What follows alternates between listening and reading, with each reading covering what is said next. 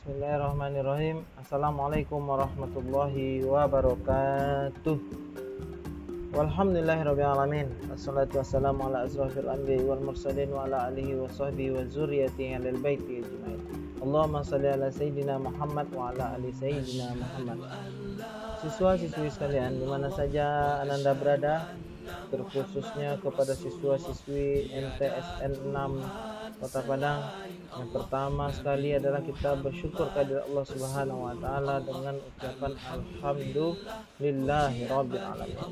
Karena bagaimanapun dan apapun situasinya hari ini, walaupun pertemuan kita adalah melalui perantara dunia maya, tapi sebenarnya Allah sudah mengizinkan diri kita dalam keadaan sehat. Kalau bagi gurunya bisa memberikan materi, bagi siswanya dapat pula menyimak. Ini hal adalah yang paling penting. Ada orang yang sehat tapi nggak bisa makan ini dilarang, makan itu dilarang. Nah, ini masih ditarik juga nikmat oleh Allah Subhanahu wa taala. Walaupun di hari ini dia adalah sakit, maka sakitnya itu mudah-mudahan adalah penggugur dosa. Siapa yang sabar ketika ia dalam keadaan sakit, maka Allah kemudian angkat orang yang sakit itu diangkat Allah 3, tapi Allah kembalikan kepadanya 2 ketika ia sembuh. Apa itu yang 3? Yang pertama adalah nikmat kesehatan. Dia sehatnya diangkat oleh Allah untuk sementara waktu. Yang kedua, apa yang diangkat lagi? Yang diangkat adalah selera makannya. Selera makannya diangkat oleh Allah sementara waktu. Dan yang ketiga adalah yang diangkat oleh Allah adalah apa? Yaitu yang diangkat oleh Allah yang ketiga adalah penyakitnya. Nah, ketika ia sehat, Allah kembalikan 2. Allah kembalikan lagi kesehatannya, dia bisa kemana-mana lagi, fit lagi, berbicara lagi. Dan yang kedua, Allah kembalikan adalah selera makannya, dia bisa makan ini, makan itu. Nah, tapi yang ketiga ini Allah tidak kembalikan, dosanya tidak Allah kembalikan. Maka ketika Allah memberikan sakit, ini juga adalah rahmat Allah Subhanahu wa taala. Baik siswa-siswi sekalian, pertemuan hari ini adalah pertemuan untuk kelas 9, 91, 92, 93, 94, 95, 96, 97, 98 sampai 912. Ya, 99, 910, 911, 912. Gimana dengan kami yang 913 sampai 915? 913, 914, 915. Ini belajarnya dengan ibu senior, Ibu Samsinur SPDI. Ya, mudah-mudahan lebih baik dari saya yang membawakan materi. Baik, siswa-siswi sekalian, yang kedua sebelum kita mulai bersolawat kepada Nabi Muhammad SAW dengan ucapan Allahumma sholli ala sayyidina Muhammad wa ala ali sayyidina Muhammad. Mudah-mudahan dengan salawat kita kepada Rasulullah membawa kita kepada kebaikan. Allah janjikan Rasulullah SAW janjikan dalam hadisnya, siapa yang bersalawat kepada Rasul 1 kali, maka kemudian Allah akan balas 10 kali salawat. Baik, siswa-siswi sekalian, untuk kesempatan pada semester ini kita akan membahas 4 bab. Nah, seperti yang kemarin sudah dijelaskan dalam streaming pembuka, ramah tamah pembuka materi fikih di tanggal berapa kemarin itu? Hari Kamis lalu ya, Kamis lalu itu, hari ini 20, ini hari Kamis tanggal 20 berapa hari Kamis ini? 23 ya. Berarti kurang 7, berarti 16 tanggal 16. Baik siswa-siswi sekalian, materi kita yang pertama ialah tentang sembelih. Apa sebenarnya tujuan Allah Subhanahu wa taala memerintahkan sembelih pada hewan? Kenapa mesti disembelih? Ambil ayam tuh, potong, cincang, selesai. Masukkan gulai, masukkan kuali, ambil cabai, ya kan? Pak kan? Ya Pak Yozi? Nah, ada Pak Yozi juga di sebelah nih. Nah, siswa-siswi sekalian, percayalah bahwa Allah Subhanahu wa taala mensyariatkan sesuatu itu, Allah Subhanahu wa taala sedang memberikan perintah kebaikan kepada umatnya. Kenapa harus disembelih? Kenapa nggak potong aja, cincang aja, terus siram langsung pakai air panas, bisa aja. Mati itu ayam, mati itu ikan, bukan ikan, selain ikan, ayam, kerbau, sapi, kambing. Nah, maka sebenarnya Allah Subhanahu wa taala sedang memberikan syariat sesuatu yang tidak berbahaya bagi tubuh manusia. Bahaya kalau sempat darah termakan oleh tubuh manusia ini yang dilarang dan dijaga oleh Al-Qur'an. Makanya Allah Subhanahu wa taala melarang. Nah, nanti kita bahas dalam kajian ini. Kita harus ada namanya sembelih. Menyembelih itu menghalalkan. Menyembelih itu adalah membuat sesuatu itu menjadi halal bagi kita dan baik untuk tubuh kita. Baik. Sebelum kita masuk seperti apa itu sembelih, kita masuk dulu pengertiannya, nanti baru kita ke bagian-bagian. Menghilangkan nyawa binatang yang halal untuk dimakan dengan memutuskan urat halkum atau urat merih, dalam bahasa Indonesia, atau dalam bahasa Padangnya itu urek mari ya. Menggunakan alat yang tajam dengan niat karena Allah Subhanahu wa taala. Nah, inilah sebenarnya pengertian sembelih itu. Menghilangkan nyawa binatang yang halal dimakan dengan memutuskan urat halkum, jalan nafas dan jalan makannya itu binatang menggunakan alat yang tajam. Tak boleh dengan batu, putus juga dengan batu, pukul putus juga, tapi nggak boleh. Maka tidak boleh menyiksa binatang. Nah, itulah. Maka dengan niat karena Allah Subhanahu wa taala. Sebab apa? Jika sesuatu itu dilakukan bukan dengan niat oleh Allah Subhanahu wa taala, maka dia tidak menjadi halal. Nah, kemudian kita lihat kepada dagingnya. Allah Subhanahu wa taala berfirman dalam Al-Qur'an dalam surah Al-Maidah surat ke-5 ayat ke-3, "Hurimat alaikumul maitah wad-damu wal-lahmul khinzir wa ma uhilla li ghairillahi bihi." Diharamkan atas kamu, hurimat alaikum atas kamu, bagi kamu, al-maitah bangkai, wadamu wal-lahmul khinzir, kemudian binatang yang tidak disembelih dan darah yang keluar mengalir, dan daging babi. Khinzir itu daging babi, termasuk semuanya, dan binatang yang disembelih li ghairillah, selain daripada nama Allah, maka dilarang. Ada suatu hari mobil lewat depan rumah, terbang mobil itu, terbang maksudnya mobil mana pula bisa terbang, ya kan? Mobil lewat kencang. Nah, kemudian kebetulan ada ayam yang lewat. Ayam lewat ini kena oleh bibir bannya mobil. Nah, menggelepar dua ayam, kemudian itu mau dimakan, mati ayam mau dimakan, tak bisa. Karena darahnya mengalir tapi tidak disembelih dengan nama Allah. Tapi apabila Anda sekalian sempat mengambil pisau, kemudian menyembelih dengan nama Allah, Bismillahirrahmanirrahim, maka putuslah urat pernafasannya, maka kemudian daging itu boleh dimakan. Maka kemudian ini adalah caranya syariat kita membuat supaya daging itu baik. Sebab apa? Jalur pernafasan dan jalur makan itu apabila disembelih akan mengucurkan darah yang sangat banyak, akan menghilangkan darah-darah kotor di seluruh jaringan peredaran darahnya. Ini yang pertama.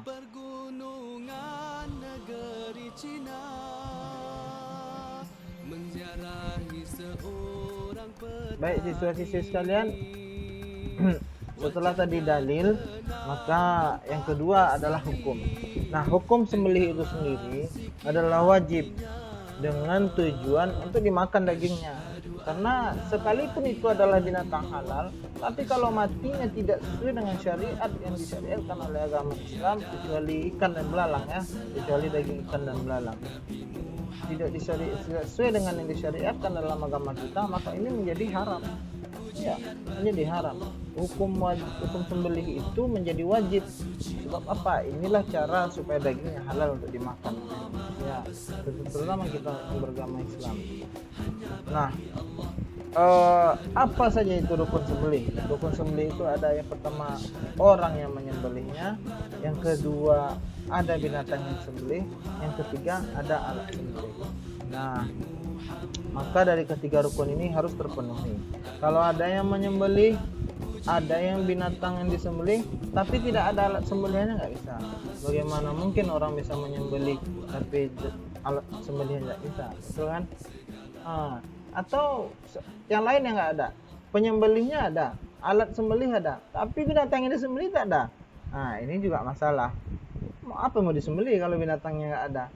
Nah, binatang yang disembelih itu pun sudah ada ketentuan-ketentuan yang harus kita ikuti, yaitu binatang yang tidak termasuk binatang yang diharamkan oleh Allah Subhanahu wa taala. Mana-mana saja binatang yang diharamkan oleh Allah Subhanahu wa taala banyak. Binatang yang berkuku tajam, binatang yang bertaring, binatang yang hidup di dua alam, itu tidak halal bagi umat Islam. Tapi kalau bagaimana binatang-binatang yang ada di laut, itu halal. Binatang di laut itu baik kata Rasul, dan binatang di dalamnya halal. Bagaimana dengan kepiting halal. Lumba-lumba halal, lumba makanlah. Tapi tak ada pula orang yang makan daging lumba-lumba. Nah, tinggal lagi nanti kewajaran. Yang ketiga adalah syarat sah menyembelih. Orang yang baru sah untuk menyembelih, yang pertama ia adalah Islam. Yang kedua, ia tidak berada dalam ibadah haji atau umrah, tidak dalam ihram. Orang yang sedang berniat ihram dan melakukan ibadah haji dan umrah ini tidak bisa menyembelih, bahkan dilarang untuk menyembelih. Bagaimana? Jangan menyembelih, membunuh binatang saja itu dibayarkan dendanya. Nah, kedua inilah syarat sahnya. Ingat, ada rukun, ada syarat sah. Rukun apa tadi? Ada tiga. Ada orang yang menyembelih, ada binatang yang disembelih, dan ada alat menyembelih. Syarat sah ada dua, yaitu Islam, dan kedua adalah tidak berada dalam ihram haji dan umrah.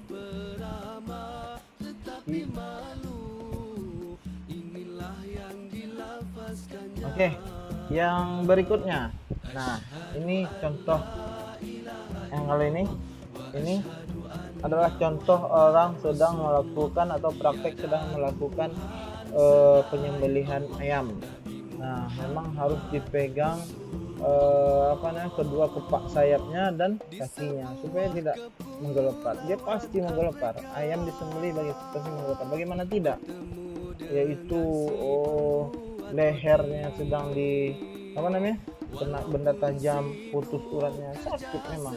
Tapi binatang-binatang yang sudah Allah takdirkan untuk disembelih oleh manusia, insya Allah ada keridhaan dalamnya, keridhaan sang penciptanya dan keridhaan binatang itu sendiri, insya Allah. Baik, yang kedua adalah syarat sah binatang sembelihan. Syarat sah binatang sembelihan itu yang pertama adalah binatangnya binatang yang halal dimakan. Ada juga binatang yang tidak halal dimakan, boleh disembelih tidak. Jadi Baik siswa-siswi sekalian, kita lanjutkan syarat sah binatang sembelihan. Nah, syarat sah binatang sembelihan itu yang pertama adalah halal dimakan. Ada juga binatang yang tidak halal dimakan. Di dunia ini banyak sekali binatang, mulai dari yang paling bawah tanah, bawah laut, belum lagi bagian darat, yang menempel di darat, yang melata di darat, yang belum lagi yang di udara. Kan yang angkatan udaranya kan, yang bagian penerbangannya, kelelawar, burung puyuh, segala macam lah, banyak tuh binatang. Nah, ada juga binatang itu yang haram dimakan. Jangan yang haram, yang halal aja dimakan binatangnya. Tapi jika tidak disembelih dengan nama Allah, tidak disembelih sesuai dengan syariat agama Islam, maka dia belum halal dimakan. Maka syarat sah binatang sembelihan itu yang pertama adalah binatang yang halal dimakan. Yang kedua, mati dengan sekali sembelihan. Jangan sampai kita menggunakan pisau yang tidak tajam, maka ini berbahaya sekali atau akan menyiksa binatang itu. Bayangkan aja disembelih berkali-kali sampai tak mati, disembelih jalan lagi. Nah, tapi kalau memang keadaannya atau suatu kebetulan binatang ini binatang yang kuat, pernah juga saya melihat orang menyembelih binatang, habis disembelih bismillah dilepaskan, jalan lagi ayamnya. Nah, itu memang binatangnya yang kuat mungkin. Yang pasti, yang harus kita pastikan adalah putus dua urat tadi, urat saraf, urat makannya dan jalur nafas. Yang ketiga, ini yang baru saya disebutkan, putus urat halkum dan urat marih, urat jalur nafas dan jalan makannya. Ketika ketiga-tiganya ini telah terpenuhi, maka sahlah binatang sembelihan itu dimakan setelah melalui proses dimasak. Jangan sampai dimasak ya, dimasak dulu. Mentang-mentang sah di sembelihan syarat halal dimakan, langsung makan, jangan. Jadi dimasak dulu yang enak, kasih dimasak ya, diolah lah, kemudian jadilah ia makan yang baik dan makanan yang enak. Nah, ini gambar saja kita lewatin binatang sembelihan. Ada ada sapi, ada kijang, ada rusa, ada unta juga, ada burung, ada ayam, kelinci juga, kambing. Pernah nggak makan kelinci? Kelinci itu enak, kata orang yang pernah makan kelinci. Kambing enak juga. Kambing itu agak orang yang tensinya rendah itu bisa meningkatkan tensi darahnya. Itu katanya daging kambing itu kan panas. Nih, syarat sah alat sembelihan. Syarat sah alat sembelihan itu adalah benda yang tajam, benda yang diasah sampai tajam, kecuali gigi, tulang, kuku dan rambut. Memang syariat agama kita itu sudah sempurna sekali. Nah, benda itu haruslah tajam sampai supaya tidak tersembelih itu. Nah, merasa tidak tersiksa. Agama kita mensyariatkan. Ini contoh pisaunya, ada mulai dari pisau yang kecil sampai pisau yang besar. Sesuaikan pula lah. Jangan sampai memotong memotong sapi dengan pisau yang paling kecil. Jangan. Disesuaikan pula. Kalau sapi yang mau dipotong, ya penyembelih atau maka sembelihlah dengan pisau yang panjang pula. Hikmah.